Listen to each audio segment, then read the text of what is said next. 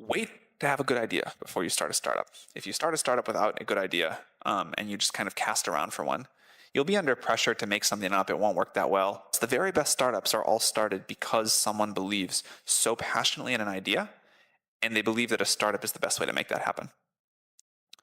One of the things that is really hard about good ideas is that original thought is really hard.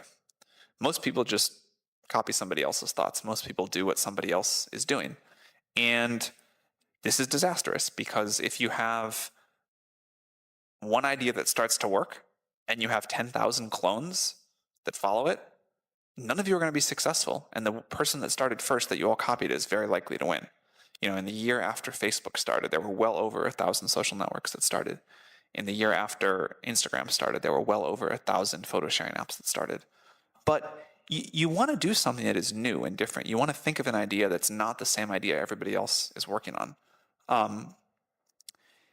The year that I joined the board of Helion, which is a nuclear fusion company, according to somebody's count, there were 10,000 photo startups of some sort or other started that year, and one nuclear fusion startup started, which seemed a little bit off to me.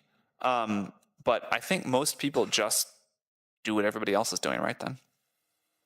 Noticing problems in your own life is certainly a good way to do this.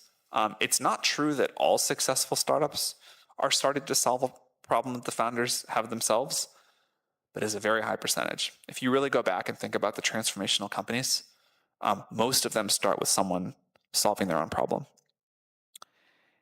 And then there's this idea of a great wave, which is that another thing you notice if you go back and look at all the really successful companies is there was this massive wave of technology coming. You could see it in the distance and you knew it was going to just like crash over the shore and through the city. And you got out there early on your surfboard. So I think it's really hard to create a technology wave as a startup. That takes too many resources. You can't do that. But what you can do is notice that a wave is coming. And university students are particularly good at this. You can notice that a technological wave is coming. And while other people still think it's a toy or not going to matter, you can really get conviction behind it and surf somebody else's wave.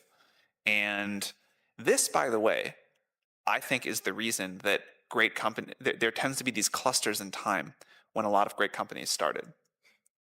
So, when the internet wave happened in the mid to late 90s, you had a huge cluster of companies that are now very large: Amazon, Google, Yahoo, I guess, others. And then when the mobile wave happened after the iPhone came out, 2007, 2008, you had this other big wave of Uber, Airbnb, Snapchat, Instagram, WhatsApp, in this short period of time right after this new wave started. And a really good question to ask is, what is the wave that's starting right now, and where is the cluster of companies? Because we're about due for another one. Where's that going to be?